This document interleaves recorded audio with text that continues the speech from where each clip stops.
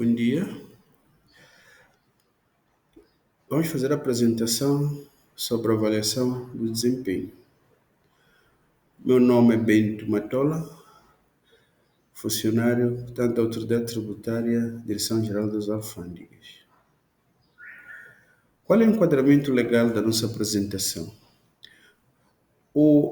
A linha H do número 2 do artigo 47 do Estatuto Geral dos Funcionários e Agentes do Estado estabelece como um dos direitos do funcionário ser avaliado periodicamente. Por seu turno, o artigo 25 do Estatuto do Pessoal da Autoridade Tributária, aprovado pelo Decreto 30/2006, de 30 de agosto, determina que todo funcionário e agente da Autoridade Tributária deve ser avaliado periodicamente. Então, o que é avaliação de desempenho? É o processo da apreciação sistemática do desempenho dos funcionários no exercício das suas funções.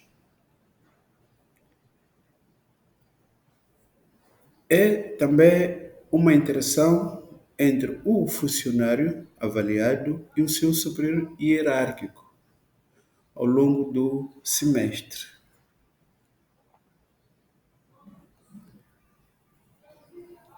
Para que é que se avalia o desempenho do funcionário?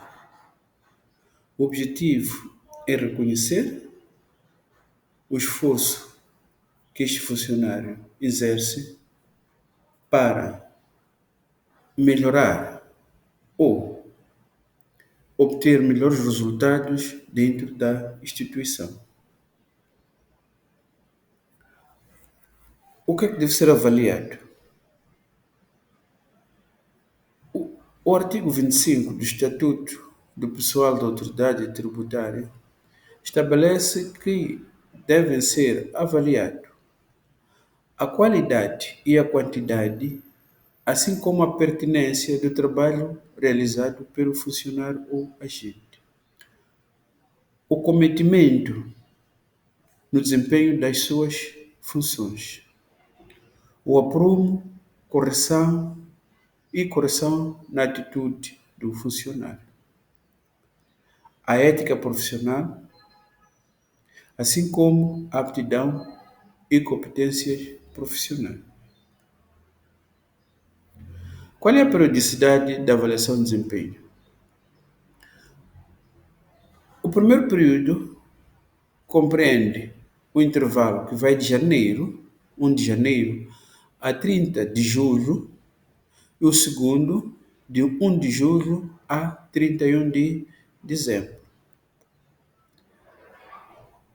A primeira avaliação, portanto, que é de 1 de janeiro a 30 de junho, surte efeitos remuneratórios a partir de 1 de outubro e vai até 31 de março do ano seguinte. E a avaliação do segundo semestre surte efeitos a partir de 1 de abril até 30 de setembro.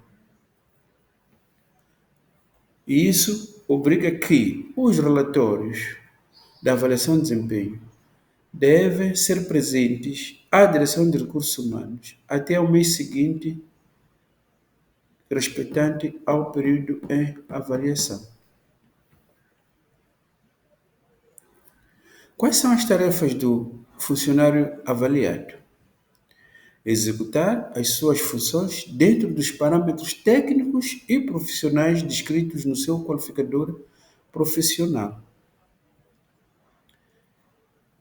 Isto constitui um dever. Tomar conhecimento sobre os resultados da avaliação. Isto constitui um direito do funcionário. Portanto, ele deve ter conhecimento da sua avaliação.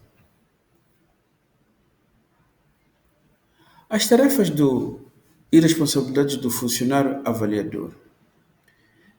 O avaliador deve realizar encontros periódicos com os seus avaliados. Preencher os formulários de avaliação do desempenho e dar a conhecer os resultados da avaliação mediante entrevista. Isto quer dizer que, depois da homologação da avaliação, o avaliador deve ter uma conversa em forma de entrevista com seu avaliado para discutir os pontos fortes e fracos. Para quê? Para melhorar nas próximas avaliações se o seu desempenho for baixo. Se for alto, para continuar com aqueles parâmetros e melhorar ainda mais. E deve prestar todas as informações que forem lhe solicitadas por entidades competentes sobre os critérios e juízos utilizados. Isto porque há casos em que o funcionário avaliado pode não concordar com a avaliação. Não concordando, este funcionário terá que submeter o recurso. Então, para se analisar o recurso, a entidade homologante deve ouvir tanto o homologante ou o funcionário avaliado, se for, aliás, o avaliador ou o funcionário avaliado, se for necessário.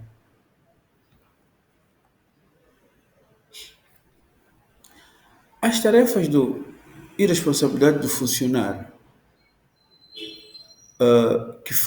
que vai homologar ou a avaliação consiste em assegurar a consistência na aplicação do sistema de avaliação e na determinação da classificação. Assegurar uma justa aplicação do sistema de avaliação de mérito e os seus efeitos. Assegurar a elaboração antecipada dos relatórios de avaliação e suprimir a sua falta em tempo oportuno. Portanto, cabe ao funcionário, portanto, ao superior hierárquico do avaliador, verificar esses aspectos. Se a avaliação foi feita corretamente, se foi tomado em consideração todos os critérios de avaliação, se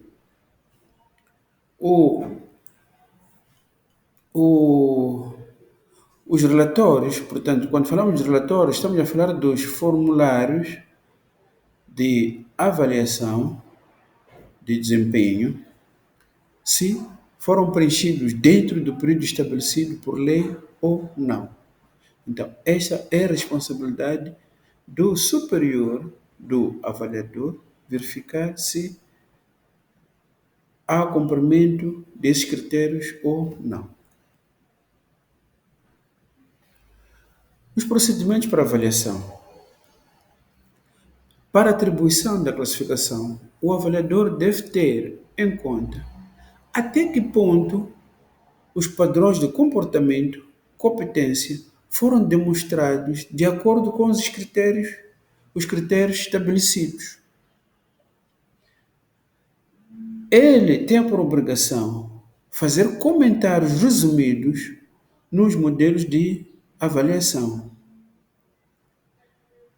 Deve também atribuir uma classificação adequada, segundo os critérios de avaliação. E, por fim, no formulário de avaliação, deve comentar a classificação atribuída sobre todos os aspectos que julgar relevantes.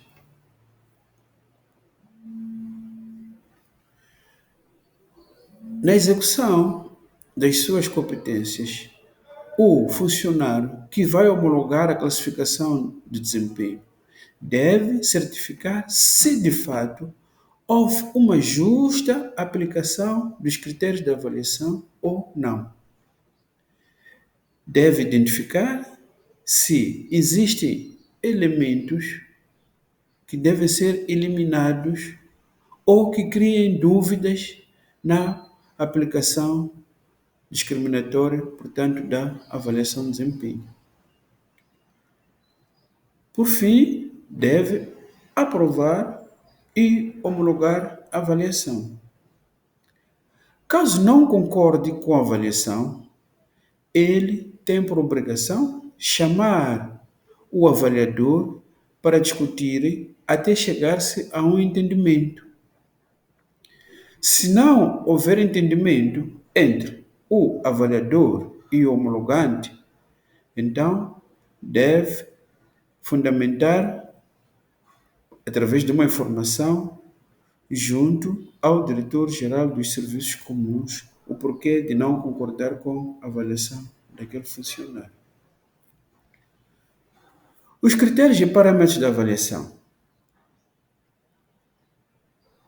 Os funcionários, todos os funcionários, devem ser avaliados na secção A e secção B. Os funcionários da carreira técnica, todos os funcionários da carreira técnica que não exercem nenhuma função de direção e chefia, são avaliados nas secções A, B e C.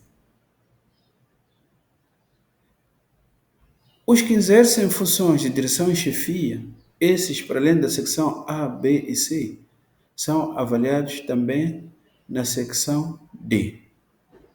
Para dizer que a secção A a secção A e B simplesmente é para os funcionários da carreira básica. O que é que temos na secção A? Na secção A, como podemos ver, avalia-se a assiduidade e a pontualidade. Avalia-se também o relacionamento entre colegas e o público. O aprumo, assim como o registro disciplinar. Se este funcionário, durante o período de avaliação, teve algum processo disciplinar ou não. Então, é tomado em consideração. A secção B é avaliado as competências básicas. Quais são as competências básicas? É o alcance dos resultados, né? O nosso objetivo é atingir as metas. A capacidade de trabalho em grupo, trouxemos aqui este exemplo das formigas, que são um grupo muito excelente no que diz respeito ao trabalho em equipe.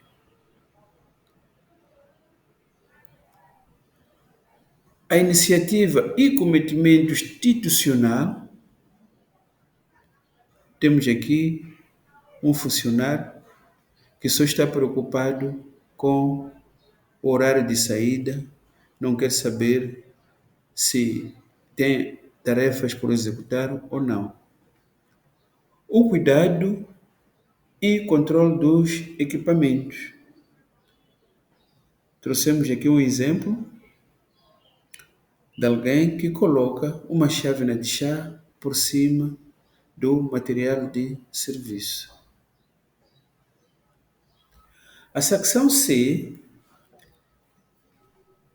na secção C são avaliadas as competências profissionais. Quais são as competências profissionais? A aplicação de leis e procedimentos, assim como a capacidade de lidar com mudanças. Na secção D, que é específica para os funcionários que exercem funções de direção e chefia, é avaliada a gestão dos funcionários, portanto, a parte que diz respeito aos recursos humanos, que estão sob a responsabilidade deste funcionário, assim como aspectos de liderança.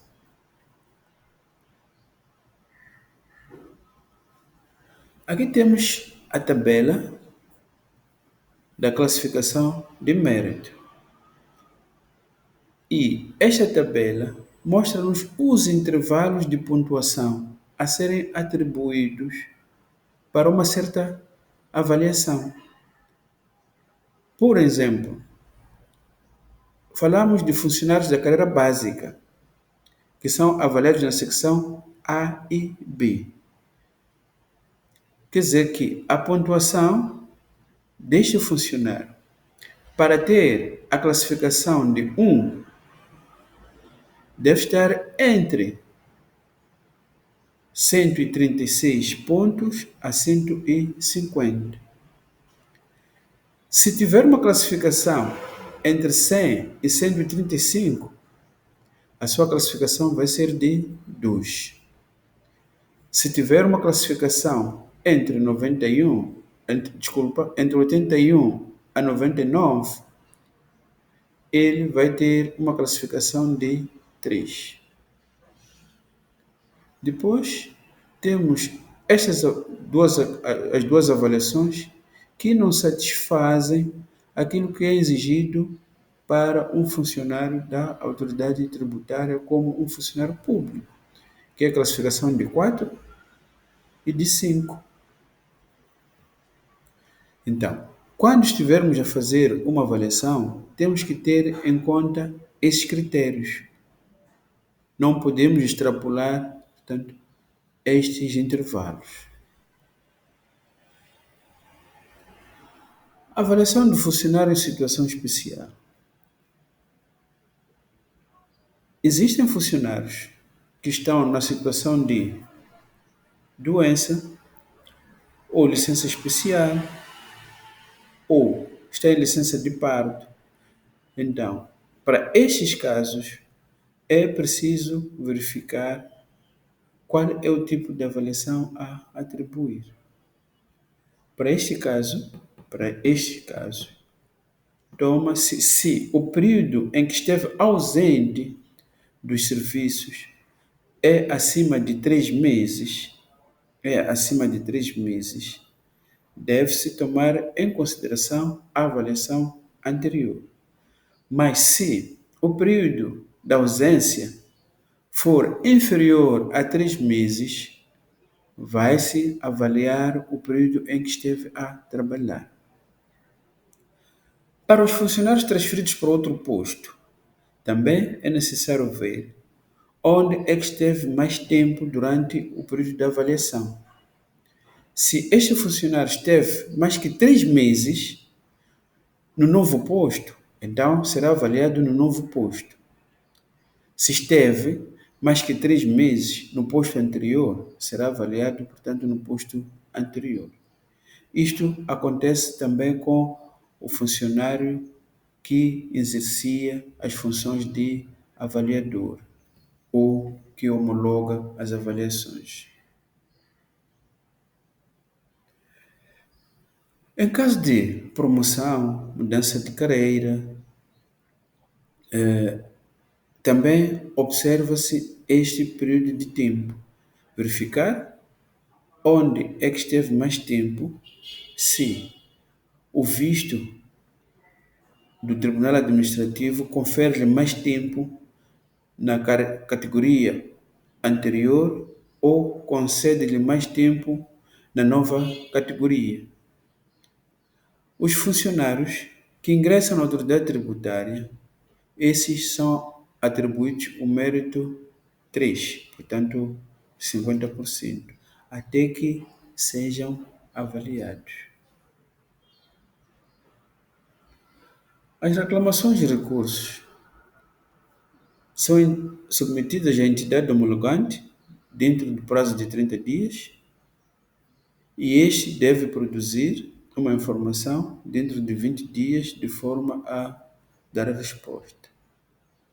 Se este funcionário não concordar com a decisão da entidade homologante, poderá submeter dentro de 15 dias a sua reclamação junto ao gabinete da presidente. Se não concordar ainda, poderá ainda recorrer junto ao gabinete do ministro de Economia e Finanças. Mas, para poder beneficiar-se ou poder reclamar, deve tomar conhecimento. Porque se não toma conhecimento, significa que este funcionário, a sua reclamação não será aceita, porque não tomou conhecimento. Portanto, no ato da entrevista, deve assinar que tomou conhecimento da avaliação, não concorda, a partir daí apresentar a sua reclamação. Quais são os erros frequentes que são encontrados na avaliação de desempenho? É a falta de acompanhamento constante por parte dos avaliadores. Então, para suprimir esses erros, é necessário ter um bloco de notas onde vai estar a fazer anotações constantemente. A falta de cuidado na observância das escalas de pontuação. Já tínhamos visto num dos slides anteriores. Outro erro é o avaliador não produzir relatórios, apenas basear-se nas informações anteriores, apenas mudar a data da avaliação. A falta de comentários e recomendações para que o funcionário melhore o seu desempenho. Os erros nos somatórios das secções também são constantes. A falta de comentários. Colegas, é basicamente isto que nós trouxemos para a avaliação de desempenho. Agradecemos a vossa atenção. Muito obrigado.